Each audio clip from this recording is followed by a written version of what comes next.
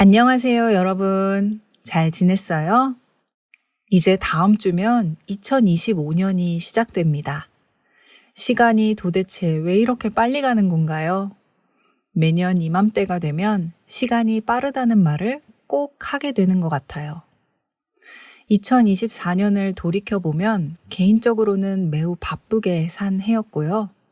한국의 역사에 있어서 2024년은 정말 영원히 기억될 해가 될 것 같습니다. 오늘은 올 한 해를 돌이켜보면서 저에게 2024년은 어떤 해였는지 얘기해 보도록 할게요.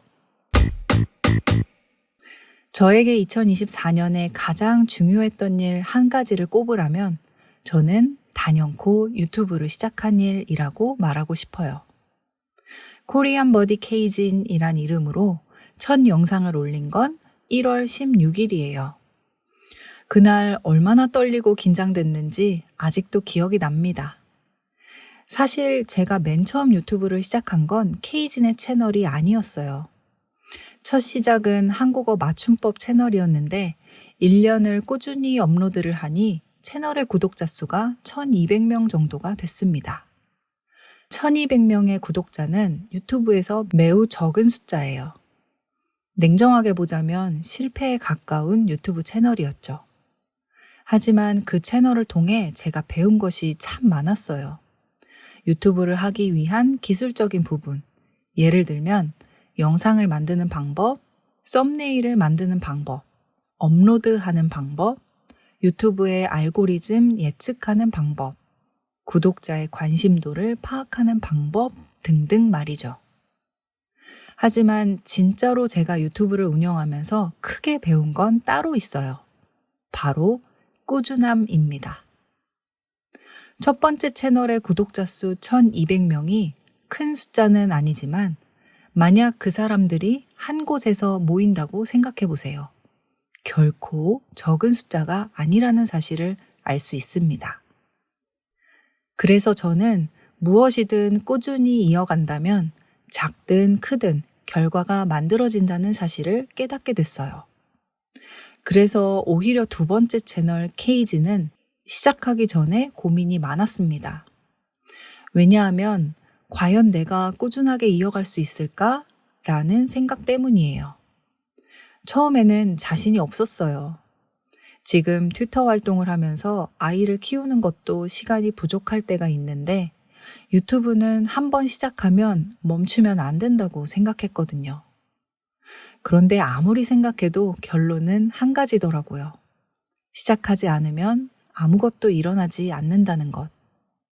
그래서 바로 준비해서 시작했고 그것이 2024년 1월이었습니다. 그리고 올해 저는 정말 많은 구독자분들과 소통할 수 있게 됐어요. 제 예상보다 많은 분들이 함께 해주셔서 너무 기쁜 한 해였습니다. 또 최대한 업로드 일정을 놓치지 않으려고 애쓴 한 해였기 때문에 저에게 더 의미가 있는 것 같습니다.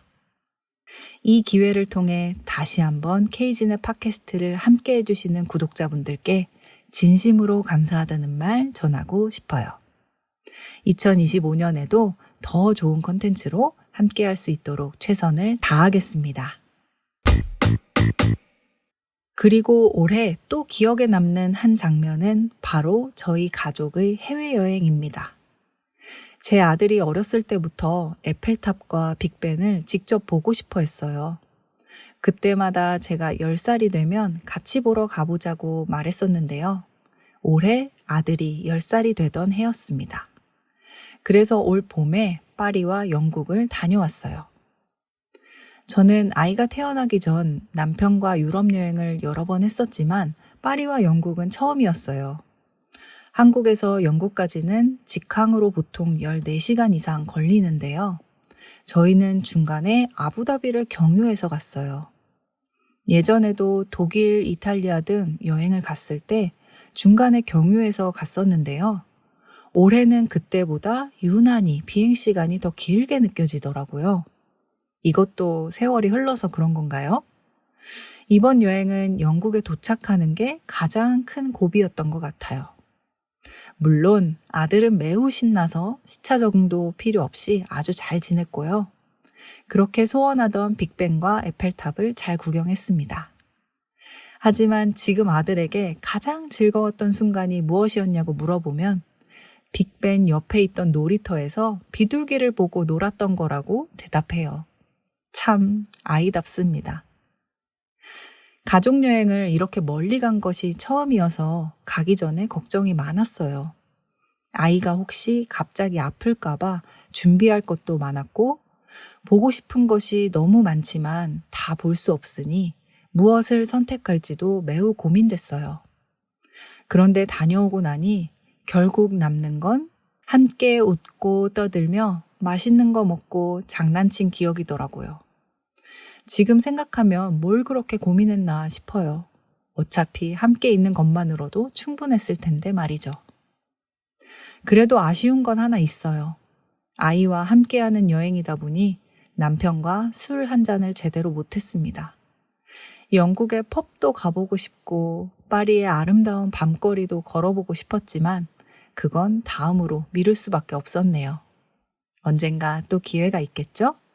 그렇게 믿어보렵니다. 자, 다음은 제가 2024년에 가장 기억에 남는 한국 드라마를 소개할게요. 바로 선제op고 튀어입니다. 이 드라마에 관해서 제가 따로 영상을 만들었을 정도로 정말 재미있게 봤어요. 저는 원래 로맨틱 코미디 드라마를 그렇게 좋아하는 편은 아니에요. 오히려 미스터리, 스릴러, 역사 분야의 드라마나 영화를 좋아하는데요. 올해는 모든 장르를 제치고 선제op고 튀어가 저에게는 1등이었습니다. 그 드라마가 왜 그렇게 재미있었을까? 지금 다시 생각해보면 아무런 기대감 없이 봤던 게 가장 큰 이유인 것 같아요. 제가 이 드라마를 보기 전부터 이미 한국에서 한참 유행하고 있었는데요. 도대체 뭔데 사람들이 이렇게 좋아하나 싶어서 보기 시작했어요. 1화, 2화까지는 몰입도 안 되고 재미가 없었어요. 그런데 2화가 끝나기 전 5분. 그 5분 동안 선재의 서사에 저는 완전히 빠져들었고 그때부터 멈출 수가 없었습니다. 혹시라도 아직 안 보신 분들을 위해 자세한 내용은 말하지 않을게요. 저는 그렇게 총 3번을 정주행했고요. 내년 꽃피는 봄이 오면 저는 선제op고 튀어를 또 볼 거예요. 저는 이미 본 영화나 드라마를 반복해서 보는 걸 매우 좋아하는 편이거든요. 그리고 또 하나의 이유는 대사가 착해서인 것 같아요. 선제op고 튀어의 스토리는 매우 착합니다. 요즘 시대에 찾아보기 힘든 순애보적인 사랑 이야기니까요. 그래서 극중 인물들의 대사도 착하고 예쁜 말이 많이 나옵니다. 쉽게 말하면 자극적이거나 욕이 많이 나오지 않아요. 그래서 드라마를 보는 동안 주인공들의 대화에 몰입하면서 마음이 따뜻해졌던 것 같아요. 그리고 몰입하기에 아주 적절했던 OST도 한몫했죠. 노래의 제목은 그랬나봐인데요. 내가 좋아하는 사람을 향한 고백을 아주 담담하고 솔직하게 가사로 담았어요. 가사만 읽어보면 마치 편지 같기도 하고 일기 같기도 한데요. 그래서 저는 이 노래를 매우 좋아해요. 평범하지만 아름답고 예쁜 표현이 많이 있으니 드라마를 보지 않아도 노래를 들으면서 한국어를 느껴보시는 걸 추천하고 싶습니다. 마지막으로 2024년에 가장 기억에 남는 사건이에요. 총 3가지를 꼽아볼 수 있을 것 같습니다. 먼저 뉴진스 사건입니다. 2022년 뉴진스가 한국에 처음 등장했을 때 매우 독보적이었어요. 왜냐하면 수많은 걸그룹 중에서도 뉴진스는 정말 신선하게 느껴졌거든요. 뉴진스의 디렉터인 미니지는 한국에서 이미 유명한 사람이었어요. SM 엔터테인먼트 출신으로 소녀시대, 샤이니, 엑소, 레드벨벳 등 정말 유명한 아이돌의 비주얼을 담당했었으니까요. 그래서 뉴진스가 미니진의 걸그룹이라고 해서 기대했는데 기대보다 더 멋진 겁니다. 노래, 음색, 스타일 모두 넘사벽이란 생각이 들었어요. 넘사벽은 넘을 수 없는 4차원의 벽이란 뜻의 신조어인데요. 아무리 노력해도 뛰어넘을 수 없는 상대를 가리킬 때 쓰는 말이에요. 해외에서의 반응 역시 엄청났죠. 그런데 갑자기 미니진과 하이브의 갈등이 수면 위로 올라왔어요. 특히 4월에 민 대표의 기자회견은 한국에서 매우 이슈가 됐습니다. 기자회견은 보통 형식적으로 진행되는데 민 대표의 발언은 매우 직설적이고 솔직했거든요. 그 기자회견을 보고 누군가는 속 시원하다고 했고 누군가는 너무 예의가 없다는 반응을 보이기도 했어요. 그리고 계속되는 갈등 끝에 지난 11월 결국 미니진은 사퇴했고 뉴진스는 계약 해지를 선언했습니다. 이 사태를 보는 모든 팬들의 심정은 다 비슷했겠죠. 저 역시 너무 안타깝고 한편으로는 씁쓸했습니다.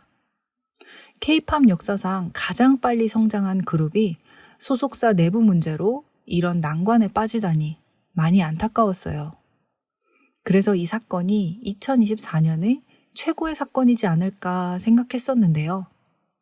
그런데 12월 3일 계엄령이 선포될지 누가 알았겠어요. 그래서 2024년 12.3 비상계엄령 선포를 두 번째 사건으로 꼽아봅니다. 그리고 이 사건은 심지어 아직 끝나지 않은 싸움이기도 합니다. 국회에서는 탄핵이 가결되었으나 아직 헌법재판소에서 판결이 확정이 되지 않았거든요. 다만 대통령의 모든 직무는 정지돼서 현재 윤 대통령은 아무것도 할 수가 없는 상태예요. 사실 이 사건 하나가 2024년의 한국을 모두 다 삼켰다고 볼 수 있어요. 현재는 계엄이 해지되고 나서 그날에 대한 진실이 하나씩 밝혀지고 있는데요. 매우 끔찍하고 놀라운 이야기들이 계속 나오고 있어요. 여전히 한국은 꽤 힘든 시간을 보내는 중입니다. 사람들은 매 시간마다 무슨 일 생기지 않았나 뉴스를 확인해 보기도 하고요. 환율이 급등했고 주식시장이 혼란스러워지면서 국민들의 스트레스가 매우 큰 상황이에요. 그럼에도 불구하고 한국 사람들은 응원봉을 흔들며 매일 시위를 이어가고 있습니다. 이 추운 날에도 말이죠. 추운 겨울이 지나고 따뜻한 봄이 오면 한국은 분명히 지금보다 훨씬 나아질 거라 믿지만 현재 한국은 정말 그 어느 때보다 혹독한 겨울을 보내고 있습니다. 생활은 그대로인 듯 하지만 사람들의 마음속에는 아직 불안감이 사라지지 않은 상태입니다. 그럼에도 불구하고 지금 한국은 밖에서 생각하는 것보다 안전하며 아마 현재 한국에 계신 외국분들은 다시는 보지 못할 한국의 진풍경을 볼 수 있을 거라 확신합니다. 그리고 마지막은 바로 한강 작가의 노벨문학상 수상이에요.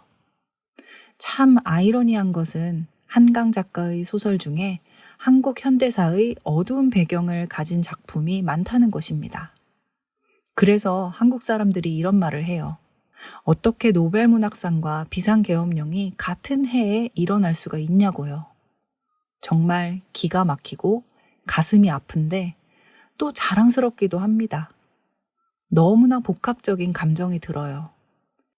한국 사람들이 그토록 기다려온 노벨문학상, 더 이상 영원히 일어나지 않길 바랬던 비상계엄령, 이것이 동시에 일어난 2024년을 우리는 어떻게 기억하면 좋을까요? 저는 한강 작가의 노벨문학상 수상자 강연의 한 구절에 답이 있다고 생각합니다. 과거가 현재를 도울 수 있는가? 죽은 자가 산 자를 구할 수 있는가? 저의 대답은 예스입니다. 그리고 한국 사람들은 이 말을 직접 몸으로 느끼고 있습니다. 매 순간 과거가 현재를 돕고 있고 죽은 자가 산 자를 구하고 있기 때문입니다. 그만큼 역사가 가진 의미와 힘에 대해서 제대로 깨달을 수 있었던 2024년이 된 것 같아요. 여러분의 2024년은 어떠셨나요? 부디 내년에는 그 어디에서도 혼란스러운 전국이 펼쳐지지 않길 간절히 바라봅니다. 오늘은 여기까지. 우리 내년에 또 만나요. 안녕.